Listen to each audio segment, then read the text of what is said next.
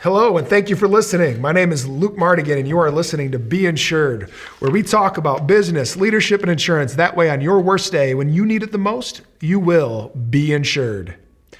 I hope you're all staying healthy and safe during this time. And today's episode is part 2 of our client selection series. If you weren't able to tune into part 1, I'd highly recommend it. I touched on things such as why pure chance may not be the best way to get clients, and how pattern recognition in my time as a police officer helped me identify better clients.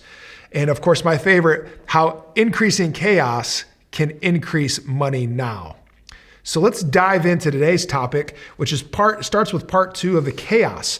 Now, I kind of referenced this a little bit, and it's decreasing chaos for money later. And I'll be sharing with you part 2 of the story where the guy punched me in the face and broke my glasses and why decreasing chaos won the day in the end. But let me talk a little bit more about why we're discussing client selection to begin with. It can be super tempting to bend the rules to accommodate a customer that may not 100% align with what you've named as your avatar or your ideal client or your niche. But this is where you can start to fall backwards. And this is something that I've had to navigate in my agency. And I want to share with you the tips to start saying no, even if it's hard, and instead really own your niche.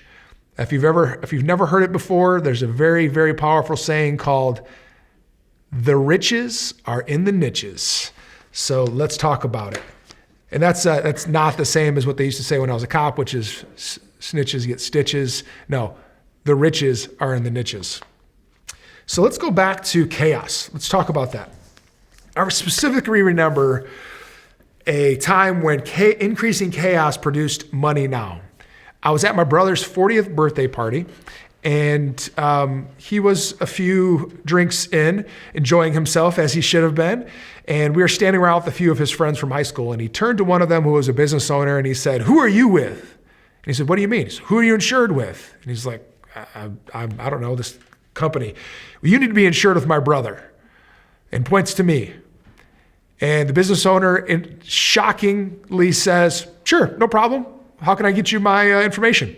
And a month later, I had his business, and I made the largest commission I'd ever made off of any one account in the history of my agency. All from increasing chaos by attending my brother's party, and then my brother being kind of the instigator of the chaos by introducing a topic that wasn't even being discussed, but it got me money in the short term. Long term is really where things start getting fun and dollars and revenue start going up. What am I talking about? Well, let's finish part 2, the ending of the story of the guy who punched me in my glasses and broke them.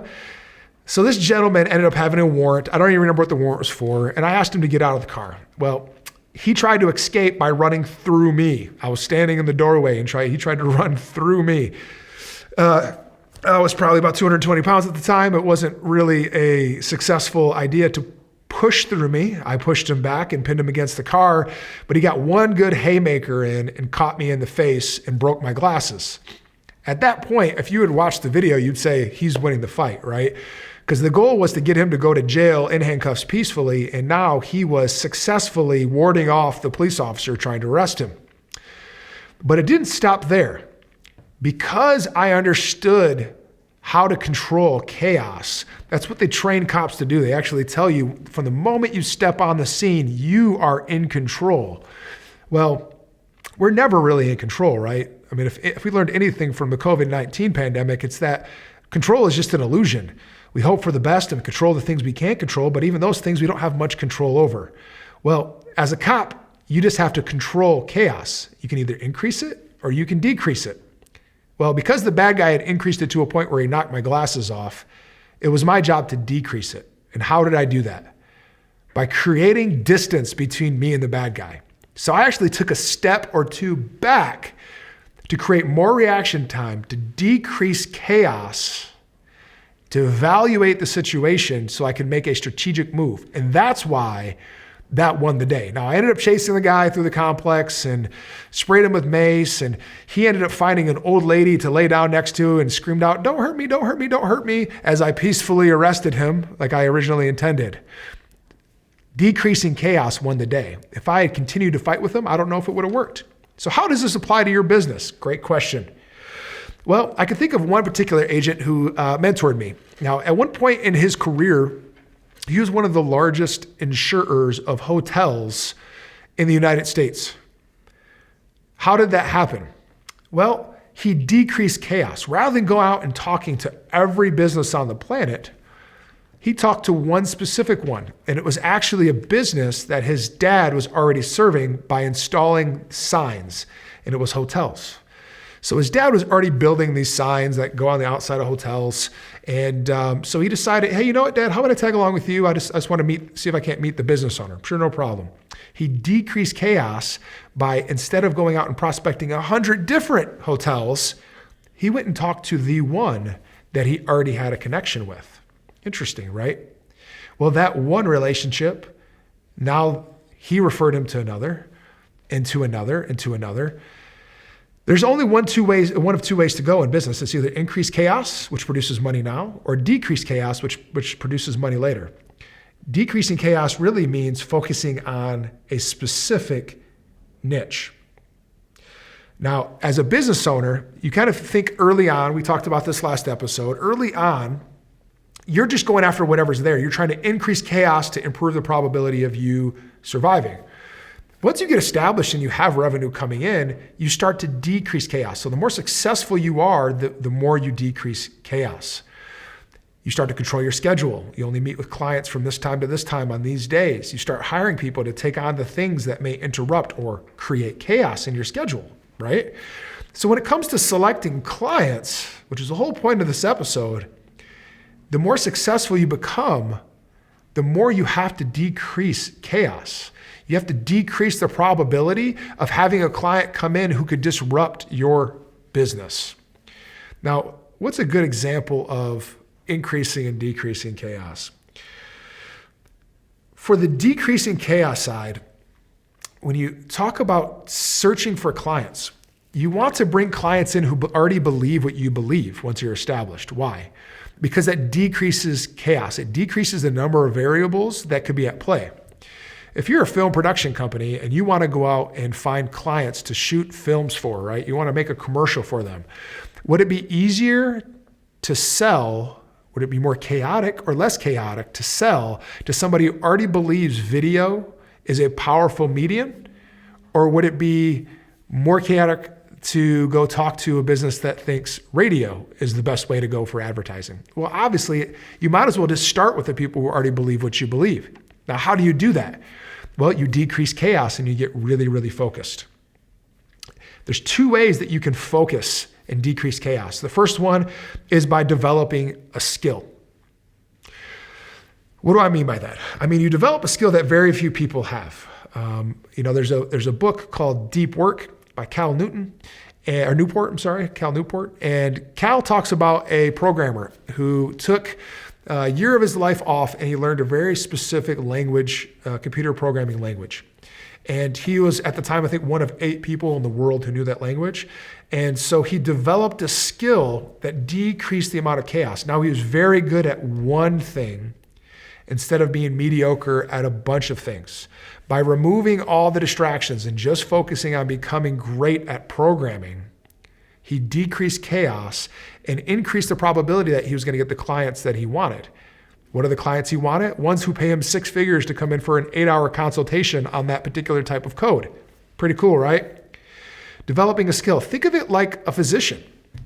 Now, there's general practitioners, and thank God we have them, right? Because who would we go see if we just had a cold? A basic cold. But when you think about the specialists that you get referred to from your general practitioners, they developed a specific skill. One of my best friends is a world-renowned ophthalmologist. Ophthalmology is basically the people who fire lasers into your eye to pull out cataracts and do laser correction on like your lenses if you're doing LASIK, things like that. And he doesn't do LASIK. He'll do it occasionally for a friend or a family member, but his focus, his skill, his greatest way to serve people is by doing cataract surgeries. He developed a skill in becoming great at that. And because of it, he never lacks clients who need his solution. I can think of my background. When I came into an insurance, I developed skills in police work and in fraud investigation by learning social media. Well, how could I do that in police work? I was actually one of the first people in Michigan to get a search warrant for Facebook profiles. I was part of a large, it ended up being international conspiracy investigation. And I discovered through an informant that they were actually communicating via Facebook to sell drugs, which, this is 2008, 2009. This is before Facebook's even a thing. So it kind of blew my mind to think about that. Well, what that did was that helped me develop a certain skill of how to analyze how they communicated and did business through Facebook Messenger. And when I started in my agency, rather than going out and prospecting everyone, I used the skills that I learned through social media search warrant at the police department and through social media analysis and fraud. And I could actually figure out which clients believed what I believed simply by looking at their social media. My ideal client, particularly early on when I was doing more home and auto and life insurance, were people just like me. They were young professionals who had families. They were married. They had kids between the ages of newborn to 10 or 12 years old, and they owned a home. They took care of their stuff, and they loved their family. Well, now Facebook doesn't tell all. It's kind of the highlight reel, but if their highlight reel is them taking their kids to get ice cream or a date night with their wife or washing their cars with their kids, then that person probably believes what I believe. And then it became simple to assign a tactic and a strategy to prospecting those people by sending them messages on Facebook and asking them for an opportunity to give them a second look at their insurance. By developing a skill in social media, I used not only pattern recognition, but I also decreased chaos by selectively picking the people I was going to go after. This gets really, really fun when you start getting into business to business, because if you develop a very specific skill, now here, let me ask you this. If I were an insurance agent, in Lansing, and I insured any business that came in my door, versus an insurance agent who specializes and is one of maybe 10 insurance agents in the world who know how to insure oil rigs, which one do you think would make more revenue? Well, it's the oil rig guy, right? Because he's only one of 10. He has a skill set that is so deeply needed by oil companies that he's the only one who can go out and do the risk management. That's developing a skill in order to decrease chaos, which increases revenue because you're so selective in who you'll take on. And that means that your clients are selective on who they'll work with, which means they'll pay more. The second part to decreasing chaos is the only you strategy. Now, this is where only you could do this. This typically comes from some type of unique background. We have a agent in our team, Carlos Vera. Carlos and his family own dozens of restaurants throughout the Midwest. Well, when he came on board and we chose restaurants as one of the target audiences that we're going to go after, only Carlos was equipped to help us on that one. So he has written more restaurants than the rest of our agency combined. Why? Because he owns a restaurant. He grew up in a family that owns restaurants. He has a perspective as an insurance agent. He is the only one that has that perspective. I don't know any other insurance agents who own restaurants, let alone grew up running restaurants with their family. That's the only you principle of client selection. What happens when only you can do that is that people begin to seek you out and you have a leverage point. Because if there's 100 people just like you in one area, that increases chaos, right? Well, which one are you going to pick? That's why home and auto is such a crazy world and companies have 40% lapse rates because there's so much chaos and so many people that offer that. But when Carlos is the only one who can offer the perspective of a restaurant owner who insures restaurants, that makes him powerful. It's very similar to a business owner who is a practitioner who does consulting. I would much rather work with a business consultant who is still working in my area of specialties. I want to hire an insurance agent who's doing what I'm doing, but doing it better or is 5-10 years ahead of me. I don't want to work with a guy who quit because only that guy understands my pains today. Another one, Only You Farms. So the Only You concept, only you could do this. Well, Farm Bureau Insurance in Michigan is a 100-year-old company. It was founded and is owned by farmers. Only Farm Bureau can provide the farm product that they offered right out the gate. They were one of the first companies with farm insurance. Only them. So they decreased chaos because their best clients were farms and they knew it. And so they created the farm product. Now, there's a million of other options and different ways that you could decrease chaos, but developing a skill and focusing on those things which only you could do are the best ways to decrease chaos, which increases revenue over the long term. And yes, it does take longer to develop. Sometimes you have to have your team increase chaos while you decrease chaos so that there's money now and there's money later, and you're bringing in clients that believe what you believe. Thank you for listening to today's show. I hope it gave you some helpful tips on how to define your ideal customer. Remember, there is a part 1 of this topic where I talk more about increasing chaos for money now and defining your ideal customer. As always, be sure to connect with us on Facebook and Instagram at The Mardigan Agency. Thank you, and we'll see you next time on Be Insured.